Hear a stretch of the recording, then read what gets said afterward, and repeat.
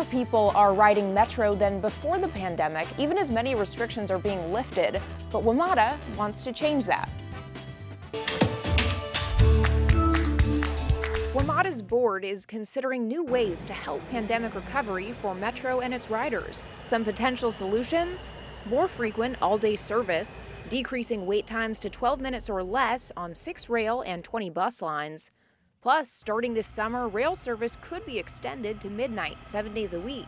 But one solution you probably thought you wouldn't see: lower ticket prices. According to the Washington Post, they're considering a $2 flat rate during the weekends and reducing prices for low-income riders. The concepts are meant to address ridership and equity. The board is expected to vote on the ideas June 10th.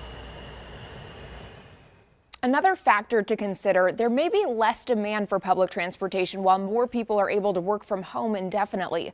We'll keep you updated with what the board decides and how it will affect transit riders. Allison?